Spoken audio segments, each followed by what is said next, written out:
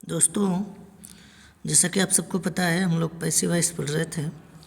तो आइए आज पैसिव वॉइस की इस वीडियो में जैसा कि ये तो हम लोग पढ़ चुके थे, तो आज हम लोग कुछ मिसलेनियस स्ट्रक्चर वाले सेंटेंस करते हैं, जिसमें अगर किसी सेंटेंस की शुरुआत it is time plus infinitive of से दे दे, मतलब क्लियरली मैं ये कहना चाहूँगा कि अगर इट इज़ टाइम दे दे सबसे पहले, तो उसको जब आप पैसिव में बनाएंगे तो कैसे बनाएंगे। जैसे ये दे रहा है it is time to close the shop, ठीक।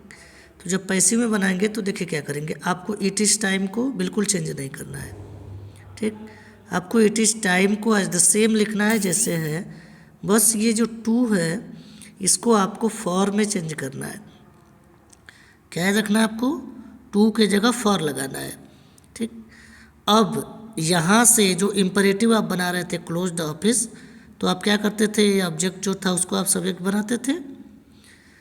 तो आप इस ऑफिस को यहाँ ले आओगे, जिससे ये देखो it is time for the office हो गया, और ये टू बी लिख के और इसका थर्ड फॉर्म बना दोगे, बस इतना ही कर रहा है। तो पैसिव क्या हो जाएगा, it is time for the office to be close. समझ में आई बात। जैसे यहाँ देखो, जैसे कह रहा है it is time to supply food, तो आपको पता है कि इट इज़ टाइम फॉर यहाँ लिख देंगे और उसके बाद यहाँ से बना लेंगे, तो फूड यहाँ टू बी सप्लाइड, देखिए वही काम यहाँ भी किया होगा, दिया ना, it is time for food to be supplied.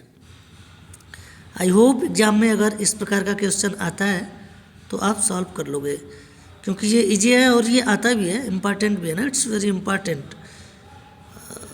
अगर हम किसी भी एग्ज़ाम के पर्सपेक्टिव से देखें तो ये बहुत ही इम्पॉर्टेंट है, इससे एक क्वेश्चन तो बनता ही है चाहे कोई भी एग्ज़ाम हो। तो आई होप आप इसको समझ गए होंगे। हम लोग आगे चलते हैं, एक नेक्स्ट टर्म जिसमें सेंटेंस देयर से शुरू होता है। देखो देयर से शुरू होने वाले वाक्य, तो कह रहा है कि अगर देयर से सेंटेंस शुरू होता है, ये एक्टिव स्ट्रक्चर है, यहाँ आप देख रहे हैं।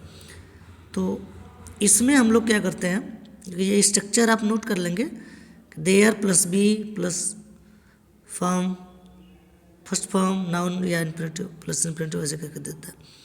तो जब पैसिव बनाएंगे तो ये स्ट्रक्चर आप नोट करेंगे और एग्जाम्पल्स हम लोग समझेंगे तो शायद ज़्यादा बेहतर होगा। आइए हम लोग देखते हैं। तो देखिए ये क्या कह रहा है, एक्टिव में there is a lot of work to complete, ठीक। तो देखिए there is a lot of work, यहाँ तक तो आपको ऐसे ही लिख देना, बस ये टू के जो है इसको पैसिव में बदलेंगे तो टू भी हो जाएगा और कंप्लीटेड हो जाएगा।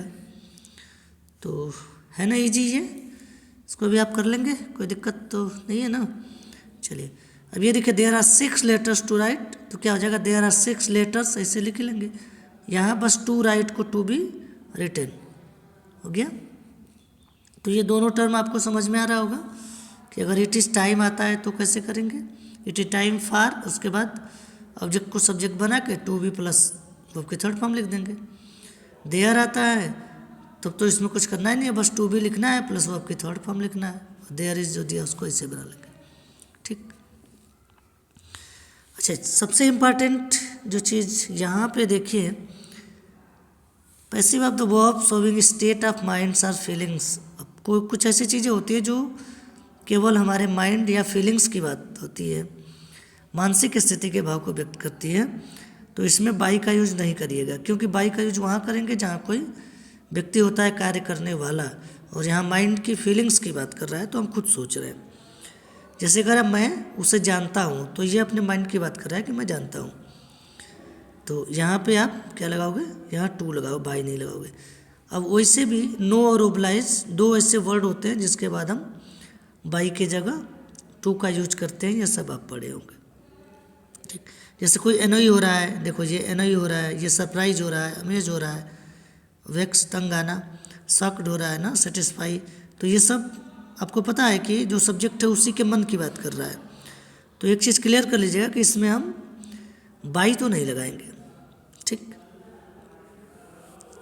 अब देखिए यहाँ नो के बाद क्या लगा, टू लगाए, ठीक है, नो के बाद टू लगाए, यहाँ अमेज के बाद एट लगा है, एनॉइड के बाद विथ लगाया अगर किसी पर्सन से हो तो, और किसी वस्तु से या किसी के कारण कोई कारण है नाराज़ होने का तो एट लगा देते हैं। स्टार्ट लेट, वेक्स्ट और ये सब चीज़ें मैं आपको फिर एक ट्रिक से भी समझा दूंगा। फिर अभी आज हम लोग इसी में देखते हैं ऐसे। ठीक, अब देखिए passive of the verbs with appropriate preposition. कुछ वर्ब अपने बाद प्रीपोजिशन के साथ ऑब्जेक्ट भी लेकर आते हैं, ऐसे वर्ब के साथ पैसिव फॉर्म में भी प्रीपोजिशन उसी तरह रहता है, उसको हटाइएगा मत। अच्छा, ये फ्रेजल वर्ब आप कहते हो या जो भी कहते हो, तो देखो ये लाफ के बाद एट लगा ना, तो लाफ एट मजाक उड़ाना हो जाता है, तो ऐसा नहीं कि एट को हटा दोगे। देखो मी को सब्जेक्ट बनाएंगे तो आई वाज लाफ्ड एट, तो ये लाफ एट जो है ये लाफ्ड एट हो जाएगा, तो सेम जैसे है ये ऐसे यहाँ रहेगा और फिर बाई लगा के लिख दोगे। ठीक, तो ये फ्रेजल वर्ब भी आती है, तो आप उस फ्रेज जो प्रीपोजिशन है प्रीपोजिशन वाला उसको आप हटाएंगे नहीं, उसको सेम ऐसे लिखेंगे जैसे वो रहता है। ठीक है, चलिए थोड़ा आगे बढ़ते हम लोग। देखो नीचे आपको समझाया है कि इस तरह की वर्ब जो अपने साथ प्रीपोजिशन के ऑब्जेक्ट लेती हैं, जैसे look at, look after, laugh at, smile at, deride at, mock at, तो ये प्रीपोजिशन भी पैसिव में रहता है। ठीक है, चलो अब एक नेक्स्ट प्रकार का सेंटेंस देखते हैं हम लोग, जिसमें आपको सब्जेक्ट के बाद आस्क लिखा होता है और फिर नेक्स्ट क्लास जो होती है वो इफ़ या वेदर से जोड़ा होता है। जैसे कह रहा है I asked Rani if she went to Jaipur, मैंने रानी से पूछा कि क्या वह जयपुर गई थी।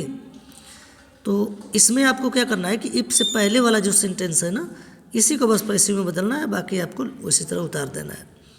जैसे आई आस्क्ड रानी, तो आप लिख दोगे रानी वाज आस्क्ड, क्या हो जाएगा रानी वाज आस्क्ड, और उसके बाद बाकी आप सेम लिख लोगे। अभी आस्क्ड मी, तो क्या लिख दोगे आई वाज आस्क्ड, और बाकी आपको उतार देना है। ठीक है, कर लेंगे आप। तो ये इम्पॉर्टेंट और इजी तो कह सकते हैं, जिसको आता है उसके लिए इजी है, बट इम्पॉर्टेंट है ये सबके लिए।